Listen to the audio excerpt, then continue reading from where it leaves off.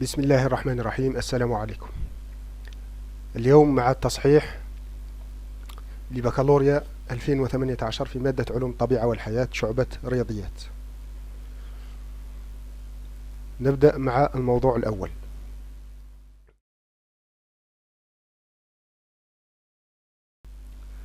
التمرين الأول: يعود ظهور النمط الظاهري إلى تركيب بروتين يشفر من طرف مورثات ولدراسة العلاقة بين المورثة والبروتين والآلية المتدخلة في ذلك وإحدى خصائصه نقترح الوثيقة التالية. إذا الوثيقة فيها شكلين: خيط أدي يوضح خيط أدي، وخيط الأدي فيه مورثتان، وكل مورثة تستنسخ ثم تترجم إلى بروتين معين. وهنا تجربة الهجرة الكهربائية لهذين البروتينين. 1. اكتب البيانات المرقمة من 1 إلى 10 ثم سمي الظاهرتين س وصاد وحدد مقرهما في الخلية. إذن اكتب البيانات. كتابة البيانات: رقم 1 عبارة عن هذه الدائرة عبارة عن ايران بوليميراز. 2. لو نتتبع هذا الخيط بالذات أو هذه السلسلة سنجد أنها عبارة عن السلسلة المستنسخة. لو نتتبعها إلى المورثة الأخرى سنجد أنها أيضا هي نفسها السلسلة المستنسخة. إذن 1 ايران بوليميراز، 2 سلسلة مستنسخة، 3 السلسلة المقابلة لها وهي الغير مستنسخة. لو نتتبعها هنا سنجد أنها العلوية. 4 السلسلتان معا تشكلان أديان. 5 أين هو البيان رقم 5 دوائر مرتبطة تخرج من الريبوزوم، إذن هي سلسلة بيبتيدية في طريق التشكل. 6 تحت وحدة كبرى، 7 تحت وحدة صغرى، 8 سلسلة بيبتيدية متشكلة أي انتهى تشكلها أو اكتمل تشكلها. 9 البيان رقم 9 ايران ام في طريق التشكل. و10 هو ريبوزوم. إذن هذه هي البيانات. ثم سمي الظاهرتين س وصاد وحدد مقرهما في الخلية.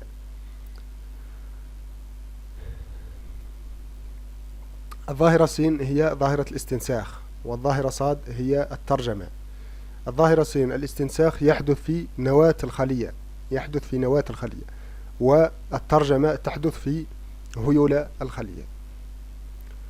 سؤال ثاني: تعرف على مرحلتي الظاهرة صاد أي مرحلتي عملية الترجمة المشار إليهما في الشكل ألف وفي الشكل باء، أي هاتان المرحلتان. مرحلة الترجمة الموضحة في الشكل ألف هي مرحلة النهاية، لأن الترجمة تحتوي 3 مراحل: انطلاق واستطالة ونهاية. لماذا نهاية؟ المؤشرات على أنها مرحلة نهاية: أولا انفصال سلسلة بيبتيدية منتهية التشكل، وثانيا لانفصال تحت الوحدة الكبرى عن تحت الوحدة الصغرى، وانفصال الايران ام. والشكل باء في عملية الترجمة يوضح مرحلة الاستطالة. لماذا مرحلة الاستطالة؟ أولا السلسلة البيبتيدية ما زالت مرتبطة بالريبوزوم، ما زالت مثبتة على الريبوزوم. والأمر الثاني أن الريبوزوم مكتمل أو كامل، أي تحت الوحدة الصغرى مثبتة على تحت الوحدة الكبرى وعلى جزيئة الايران ام. وهذا يثبت أننا لسنا في مرحلة الانطلاق ولسنا في مرحلة النهاية، إذن نحن في مرحلة الاستطالة. إذن باختصار التعرف على مرحلتي الظاهرة صاد: الشكل ألف يمثل مرحلة الاستطالة من الترجمة، والشكل باء يمثل مرحلة الشكل ألف يمثل مرحلة النهاية من الترجمة، والشكل باء يمثل مرحلة الاستطالة من الترجمة. لم يطلب استدلال، لكن لو طلب الاستدلال لا استدلينا على ذلك من الشكلين.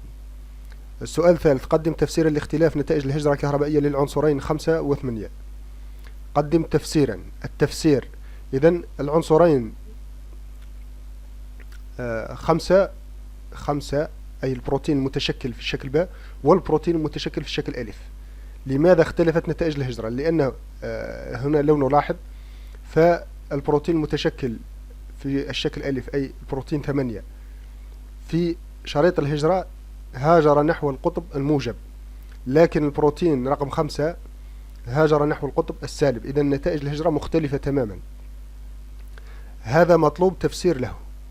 التفسير أن بما أن البروتين رقم 8 هاجر نحو القطب الموجب، فإن شحنته سالبة، أي محصلة شحنته أو شحنته الإجمالية في pH يساوي 7 هي شحنة سالبة، وهذا ما أدى به إلى الهجرة نحو القطب الموجب. هذا التفسير بالنسبة للبروتين رقم 8. بالنسبة للبروتين رقم 5 في pH يساوي 7 هاجر البروتين هذا نحو القطب السالب. هذا يعني أن شحنته الإجمالية في pH يساوي 7 كانت موجبة، وبالتالي سحبته هذه الشحنة، جذبته أو سحبته أو تسببت في هجرته نحو القطب السالب. إذن الأمر يتعلق بالشحنة الإجمالية للبروتين، لأنه بروتين وليس حمض أميني منفرد، أي الشحنة الإجمالية تجمع كل شحن الأحماض الأمينية المكونة للبروتين. كيف يتم جمعها؟ في الحقيقة الوظائف التي ساهمت في تشكيل روابط بيبتيدية لا تحتسب، لأنها شكلت روابط بيبتيدية وبالتالي تفقد خاصية التأين. تبقى وظيفتان طرفيتان، الوظيفة الأمينية للحمض الأميني الأول والوظيفة الحمضية للحمض الأميني الأخير، ووظائف الجذور الحرة للأحماض الأمينية الحامضية والقاعدية فقط. هذه هي الوظائف التي تجمع محصلة شحنتها لنتحصل على شحنة إجمالية، ومن خلالها نعرف ما إذا كانت موجبة أو سالبة من خلال نتيجة الهجرة. إذن هذا هو التفسير. التفسير: هجرة البروتين رقم 8 نحو القطب الموجب دليل على أن شحنته الإجمالية سالبة. هجرة البروتين رقم 5 نحو القطب السالب دليل على أن شحنته الإجمالية موجبة في pH يساوي 7. إذن في نفس pH البروتينين تختلف شحنتهما تماما. السؤال الرابع: مما سبق ومعلوماتك وضح العلاقة بين المورثة والبروتين. مما سبق أي من هذه الوثيقة، ومعلوماتك حول موضوع التعبير المورثي، وضح العلاقة بين المورثة والبروتين. المورثة تملك تتابع محدد من النكليوتيدات، لأنه لو نلاحظ هنا هذه المورثة تملك تتابع من النكليوتيدات، وهذه المورثة أيضا تملك تتابع من النكليوتيدات، كل منهما ركب بروتين معين. لماذا استعملت هنا الهجرة الكهربائية؟ لكي توضح للتلميذ، لتقود التلميذ أو توضح له بأن هناك اختلاف في البروتينات التي تتشكل أو تنتجها المورثات.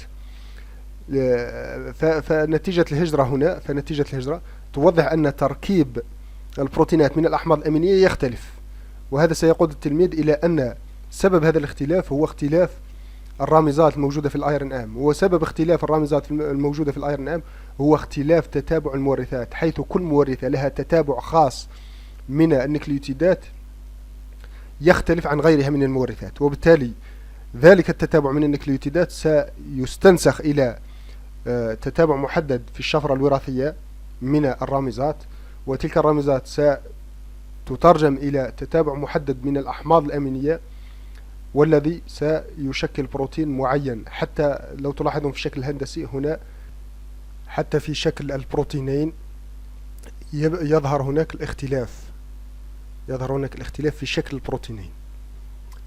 إذن كل مورثة لها تتابع خاص من النكليوتيدات، وذلك التتابع سيستنسخ إلى تتابع محدد من النكليوتيدات في الأيرن آم، أي تتابع محدد من الرامزات، وذلك التتابع المحدد من الرامزات سيترجم إلى تتابع محدد من الأحماض الأمينية، أي سيكون كل بروتين مختلف تماما عن باقي البروتينات الأخرى، لأن كل بروتين سيكون له تتابع محدد من عدد ونوع وترتيب الأحماض الأمينية المشكلة له. التمرين الثاني: يتصدى الجهاز المناعي لكل ما هو لا ذات، وقد يعجز في بعض الحالات كما هو الحال مع فيروس VIH، أي فيروس فقدان المناعة المكتسبة. لدراسة سبب هذا العجز المناعي نقترح ما يلي. الجزء الأول: جدول الوثيقة 1 يمثل تطور عدد الخلايا الليمفاوية التيكات وشحنة فيروس VIH عند شخص مصاب به. نلاحظ هنا الزمن أسابيع ثم يصبح بالسنوات. عدد الالتيكات كل خلية، أي بالخلية في المليمتر مكعب الواحد، أي في كل مليمتر مكعب واحد من الدم كم هناك من خلية. ففي الأسابيع الأولى يكون عددها حتى الأسبوع 12 أي حتى سنة يكون عددها 1200 ثم 800 ثم 500 ثم 600 ثم 700. بالطبع هناك إشارة إلى أن العدد الطبيعي للالتكات في الدم هو من 600 إلى 1200 خلية في المليمتر مكعب الواحد. وبمرور السنوات نلاحظ هنا تناقص عددها إلى أن ينعدم.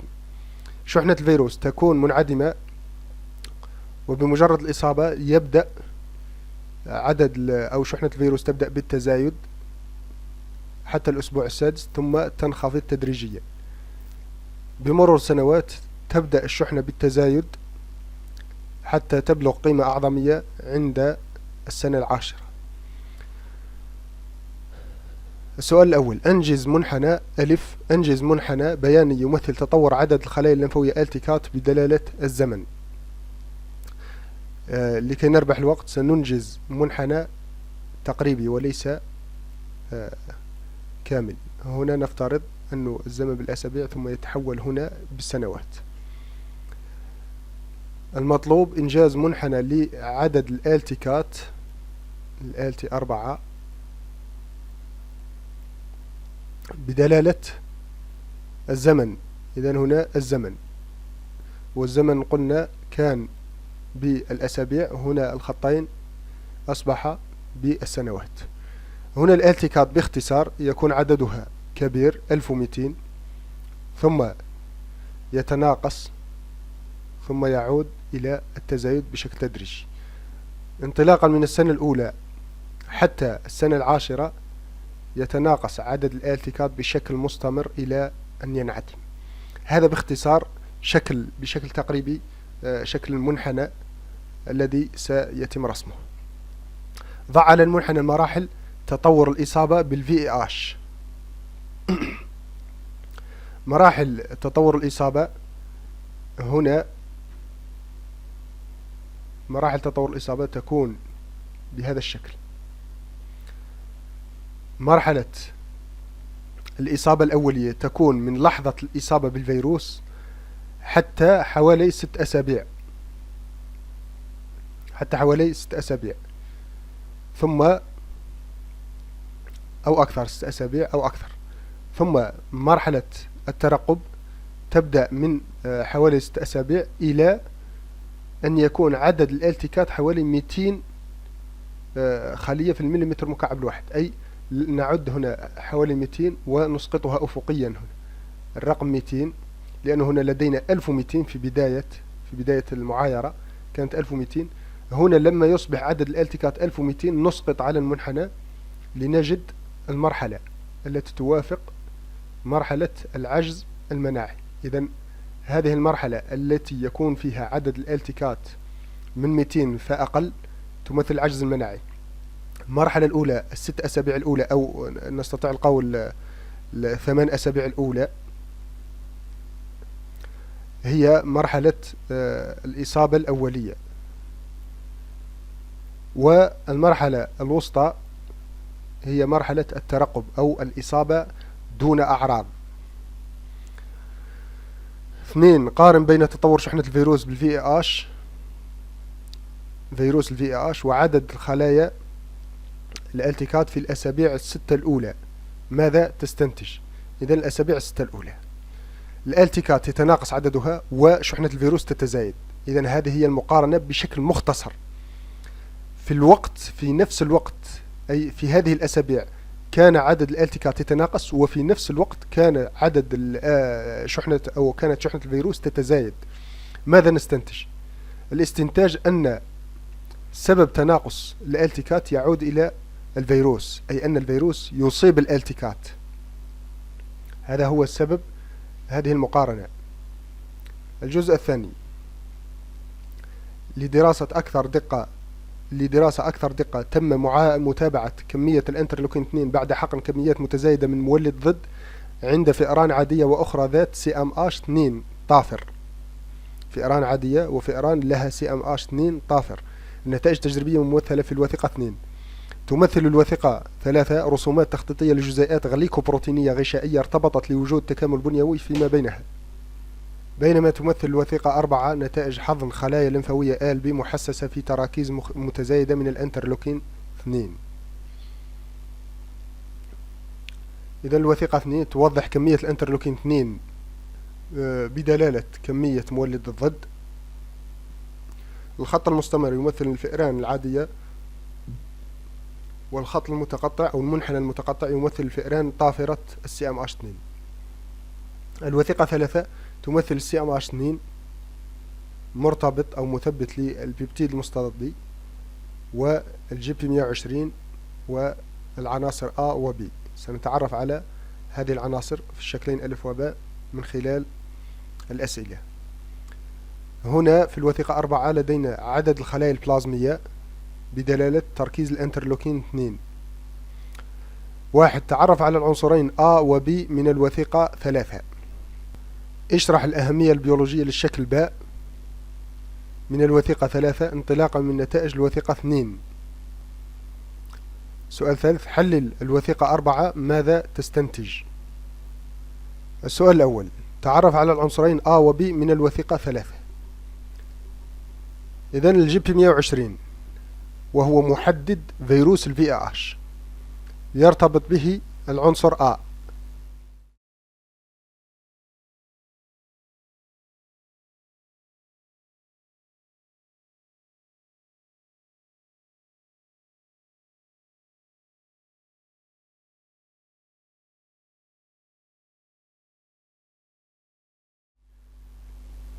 العنصر B هو مستقبل للالتيكات، لأن الالتيكات يجب أن تتعرف على البيبتيد المستضدي المعروض مشترك مع CMH2 لكي ينطلق تحفيزها وانقسامها، ولكي هي بدورها تحفز الخلايا المنتقاة الALB أو الLT8.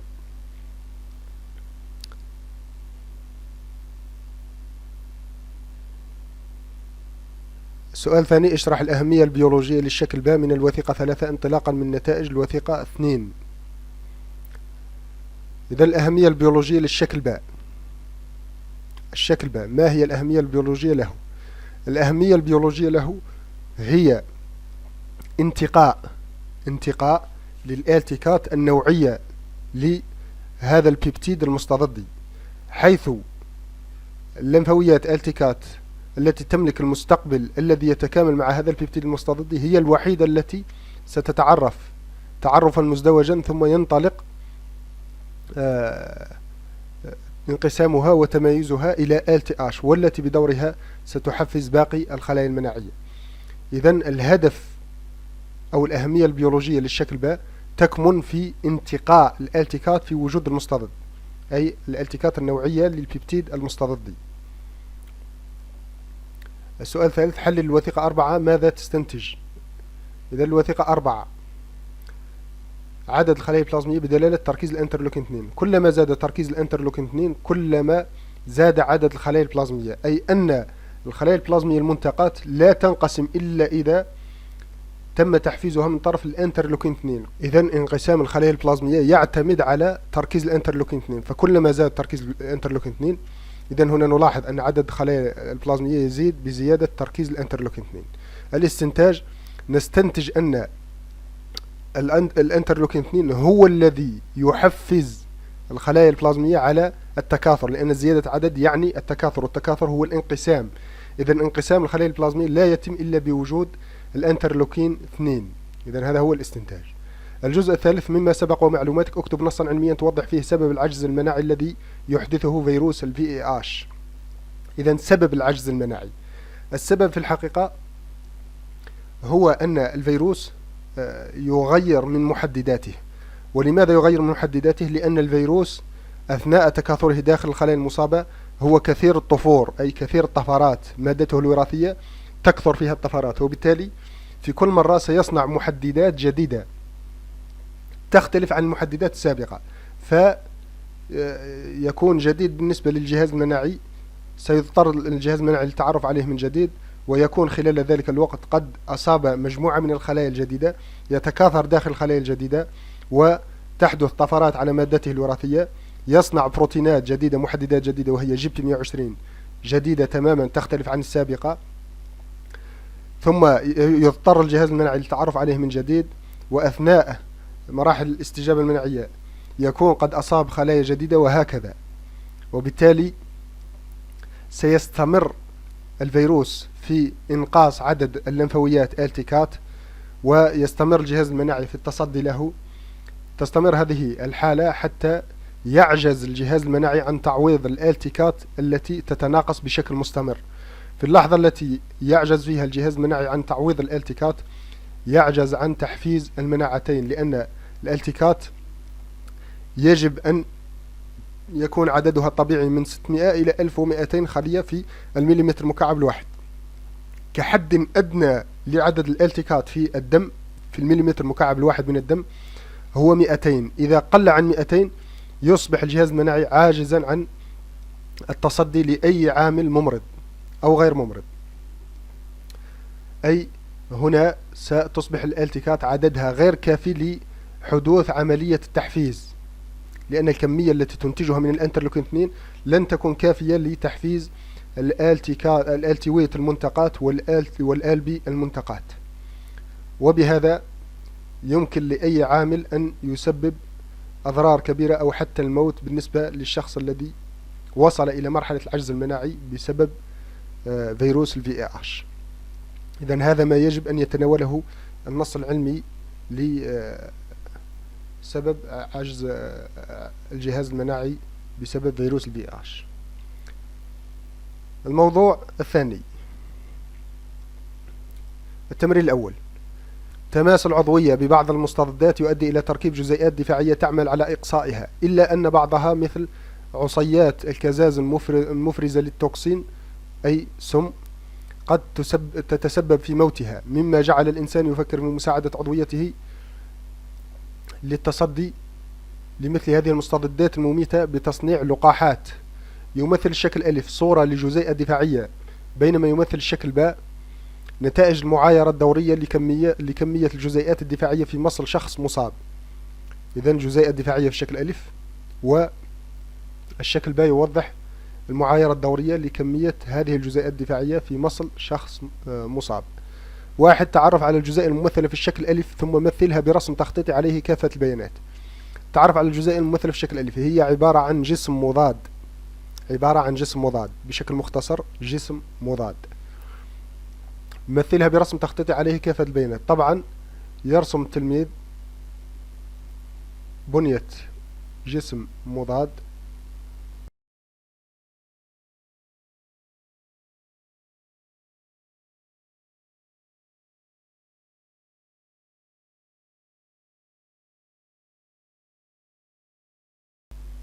الرسم التخطيطي نوضح السلاسل الثقيلة والسلاسل الخفيفة وموقعي تثبيت محدد المستضد والجسور ثنائية الكبريت، جزء متغير أو منطقة متغيرة وجزء ثابت، وموقع التثبت على مستقبلات البالعات.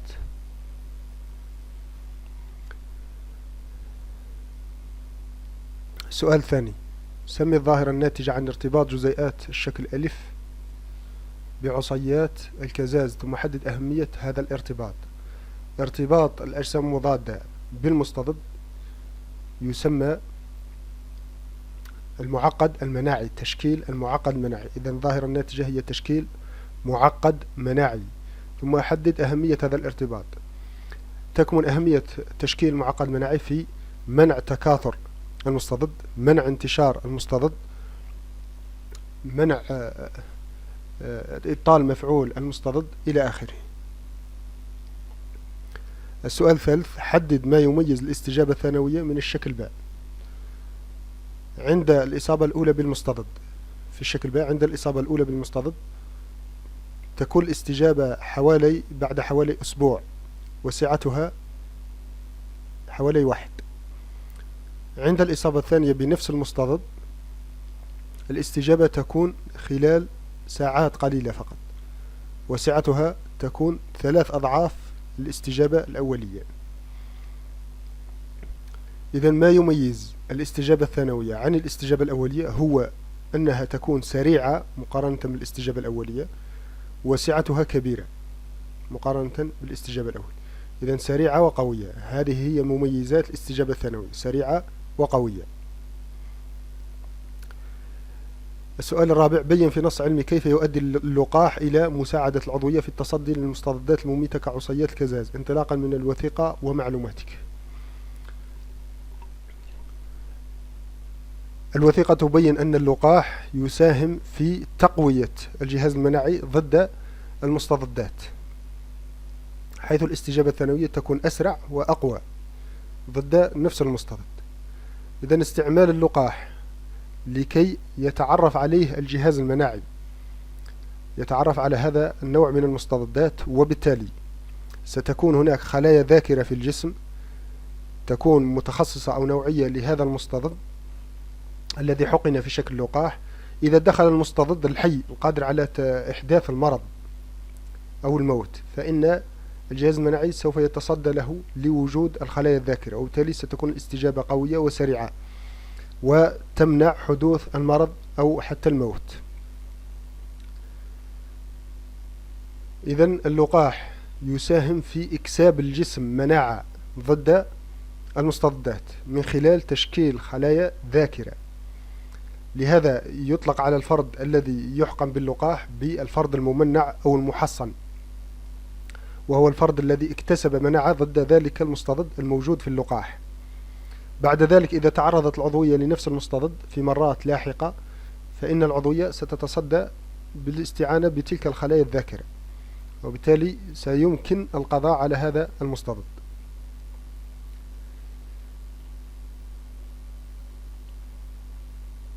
التمرين الثاني: يضمن سلامة نشاط العضوية جزيئات عالية التخصص محددة وراثيا. قد يؤدي تغير المعلومة الوراثية إلى فقدان وظيفة البروتين، ولمعرفة العلاقة بين المورثة ووظيفة البروتين نقترح ما يلي. الجزء الأول: يظهر الشكل ألف من الوثيقة 1 بنية بروتين الريبونيكلياز إنزيم الذي يعمل على إماهة الآير أن آم، بينما يظهر الشكل باء الصيغ الكيميائية المفصلة لبعض الأحماض الأمينية ورموزها. إذن رسم تخطيطي للريبونيكلياز وصورة عن طريق برنامج راستوب لنفس الإنزيم وبعض الأحماض الأمينية بصيغها ورموزها. السؤال الأول: تعرف على البيانات المرقمة من 1 إلى 3 محددا مستوى البنية الفراغية لهذا البروتين مع التعليل. البيانات المرقمة، إذا البيانات المرقمة في البنية الفراغية: رقم 1 منطقة انعطاف، أي المنطقة التي تنعطف أو تغير السلسلة البيبتيدية اتجاهها فيه تسمى منطقة انعطاف. 2 هذا الشكل الحلزوني هو البنية الثانوية ألفا، الحلزونية ألفا، البنية الثانوية الحلزونية ألفا. والبيان رقم 3 هو الأوراق المنطوية بيتا، البنية الثانوية التي تمثل الأوراق المنطوية بيتا. محددا مستوى البنية الفراغية لهذا البروتين. مستوى البنية الفراغية لهذا البروتين بما أنه ظهرت مناطق انعطاف وبنية ثانوية ألفا وبيتا، أي اتخذ شكل كروي هذا البروتين أو هذا الإنزيم، بالإضافة إلى أنه عبارة عن سلسلة بيبتيدية واحدة حسب الرسم، هو عبارة عن سلسلة بيبتيدية واحدة وفي نفس الوقت شكل بنية فراغية، إذن هو ذو بنية ثالثية. سلسلة بيبتيدية واحدة وصلت إلى تشكيل روابط أو جسور هنا ثنائية الكبريت بين بعض الأحماض الأمينية. هنا سي لو تلاحظون هنا سي. إذن سي تمثل الحمض الأميني السيستين، السيستين مع السيستين يشكلان جسر ثنائي الكبريت. إذن هذا البروتين شكل جسور ثنائية الكبريت بين جذور الأحماض الأمينية. إذا تشكلت الروابط بين جذور الأحماض الأمينية، هنا يكون البروتين أو السلسلة البيبتيدية قد وصلت إلى البنية الثالثية. وبما أن هذا البروتين أو هذا الإنزيم عبارة عن سلسلة بيبتيدية واحدة، فهو سيبقى في مستوى البنية الثالثية. لو كان أكثر من سلسلة بيبتيدية سيكون ذو بنية رابعية. إذن هنا الجواب ذو بنية ثالثية. لماذا؟ التعليل لأمرين. الأمر الأول أنه أنه عبارة عن سلسلة ببتدية واحدة. والأمر الثاني أن هذه السلسلة الببتدية بعض الأحماض الأمينية فيها شكلت روابط انطلاقا من الجذور. إذن جذور بعض الأحماض الأمينية شكلت روابط. هذين الأمرين يثبتان أن البروتين ذو بنية ثالثية. السؤال الثاني: مثل الصيغة الكيميائية للجزء س الممثل في الشكل ألف مبرزا باقي الروابط الكيميائية المساهمة في تشكيل واستقرار هذه البنية. إذن الجزء المؤطر س، الجزء المؤطر س يكون بهذا الشكل.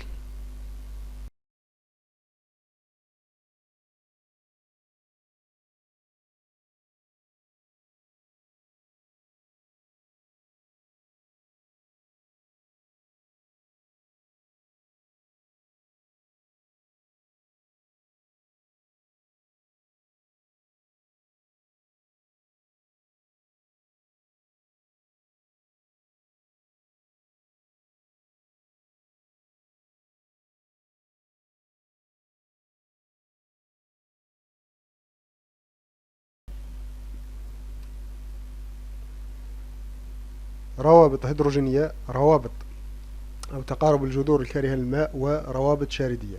الروابط الهيدروجينية تكون بين ذرات ذات كهرو سلبية وذرات ذات كهرو إيجابية. وتقارب الجذور الكارهة للماء تكون بين جذر لحمض أميني كاره للماء مع جذر آخر لحمض أميني كاره للماء. أما الروابط الشاردية فتكون بين جذر لحمض أميني حامضي مع جذر لحمض أميني قاعدي.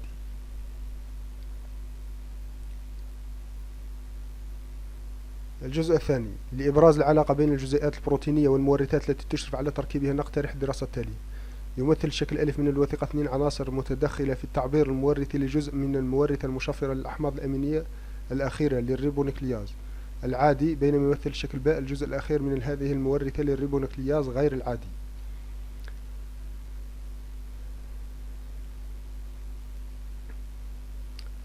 واحد: أكمل جدول الشكل ألف بعد نقله على ورقة الإجابة اعتمادا على جدول الشفرة الوراثية.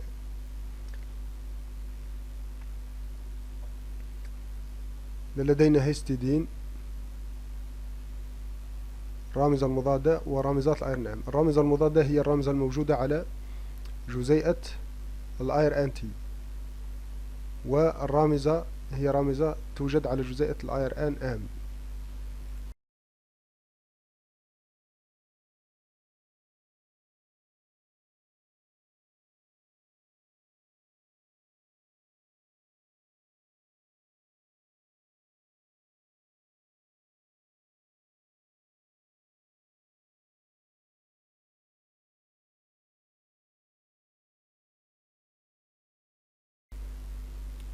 باء: استخرج من المورثة المسؤول عن تركيب متتالية الأحماض الأمينية.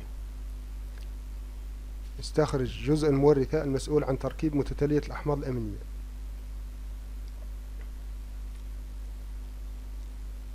انطلاقا من تتابع رامزات الأيرن أم يمكن استخراج الرامزة أو السلسلة المستنسخة، ومن خلالها نستخرج السلسلة غير المستنسخة.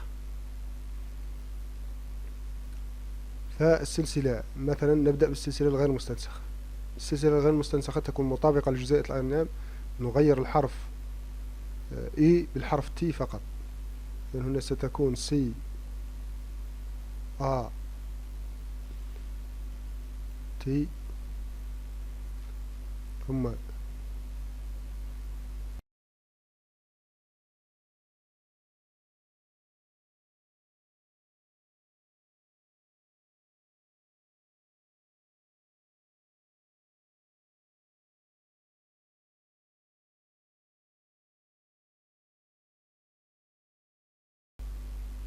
إذن جزء المورثة المسؤول عن تركيب متتالية الأحماض الأمينية الموجودة في هذا الشكل. 2 ألف: مثل متتالية الأحماض الأمينية الموافقة للجزء الممثل في الشكل باء. بنفس الطريقة نقوم باستنساخ ثم ترجمة، بحيث نبحث عن مثلا هنا CAT CAT. إذا لدينا السلسلة الغير مستنسخة هي السفلية والسلسلة المستنسخة هي العلوية. فنلاحظ عند الشخص المصاب GTA GTA ثم AAA. عند الشخص المصاب يتغير، هنا تصبح ATA. إذا الحرف الثاني في الثلاثية الثانية هنا في هذه الثلاثية أو في الثلاثية رقم 120 الآ يصبح تي، ثم CTA CTA ثم GGA GGA وهكذا. سيكون تتابع جزيئة الأيرون ام كالتالي، يشبه تتابع السلسلة الغير مستنسخة. هنا نغير فقط الحرف تي بالحرف اي، كل ما نجد حرف تي نغيره بحرف اي، باقي الأحرف ستبقى كما هي لأننا في السلسلة الغير مستنسخة، والسلسلة الغير مستنسخة تكون مطابقة لجزيئة الأيرون ام. الثلاثية الأولى ستكون سي اي خاصة بالهستidine. إذن الحمض الأميني الأول سيكون هستidine، ثم الحمض الأميني الثاني سيكون اي. نبحث عن الاي إذن تيروزين، عوض أن يكون فينيل ألانين عند الشخص العادي سيكون تيروزين عند الشخص المصاب. ثم الحمض الأميني الثالث GAE سيكون الأسبارتيك مثل ما هو موجود عند الشخص العادي. ثم الثلاثية الأخرى CCE مثل ما هو عند الشخص العادي برولين. ثم ECA سيرين مثل ما هو عند الشخص العادي. ثم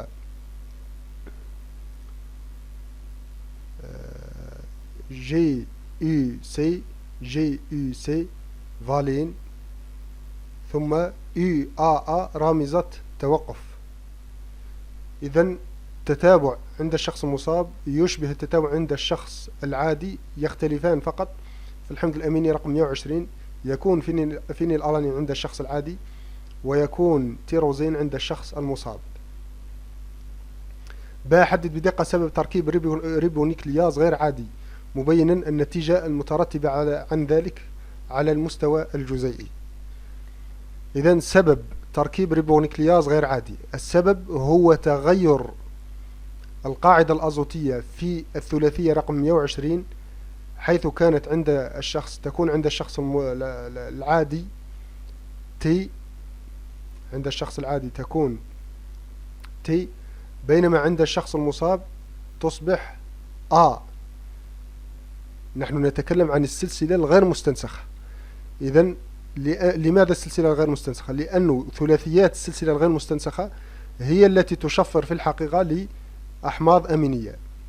فالحرف أو النكليوتيدة تي في الثلاثية رقم 120 في السلسلة المستنسخة عند الشخص العادي تصبح في السلسلة الغير مستنسخة عند الشخص المصاب. تغير هذا الحرف يؤدي إلى تغير الرامزة، عوض أن تكون إي ستصبح إي، وتغير الرامزة سيتسبب في تغيير الحمض الأميني الذي تشفر له هذه الرامزة. فعند الشخص السليم إي تشفر للفينيل ألانين، بينما عند الشخص المصاب إي تشفر للتيروزين.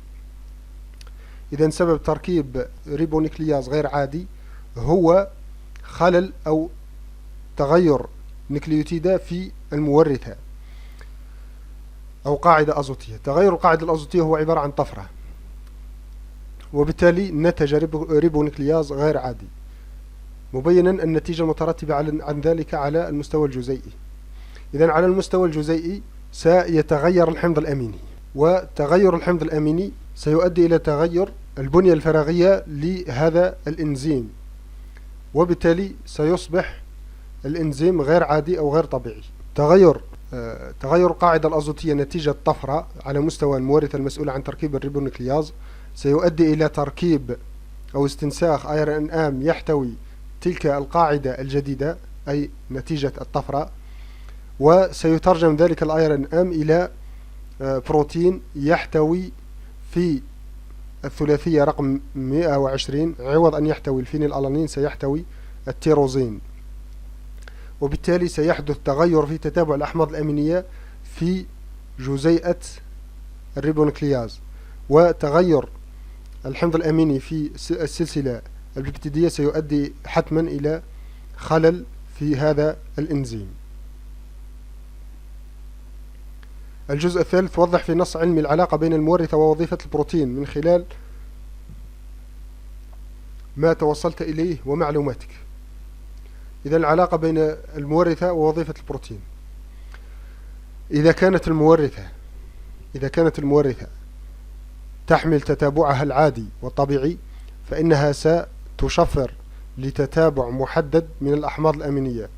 هذا التتابع يكون التتابع الذي سيؤدي إلى تشكيل بنية فراغية طبيعية للبروتين، وبالتالي سيستطيع البروتين القيام بوظيفته من خلال تشكيل الروابط بين جذور الأحماض الأمينية المكونة له في مواقع محددة. أما إذا حدث خلل في المورثة في تتابع نكليوتيدات المورثة نتيجة طفرة، مثلا مثل ما هو في التمرين طفرة استبدال، فإن تلك الطفرة ستؤدي إلى تغير تتابع نكليوتيدات المورثة، وهذا التغير سينقل إلى جزيئة الأيرنام بعد الاستنساخ، وسينتقل هذا التغير إلى تتابع الأحماض الأمينية في البروتين، فيصبح التتابع مختلف، واختلاف تتابع الأحماض الأمينية في البروتين سيؤدي إلى خلل في تشكيل الروابط بين الأحماض الأمينية التي كان من المفترض أن تتشكل في مواقع محددة، وحدوث هذا الخلل في تشكيل الروابط سيؤدي إلى خلل في بنية البروتين، وهذا الخلل في بنية البروتين سيؤدي إلى تأثر الوظيفة أو عدم القيام بوظيفة البروتين.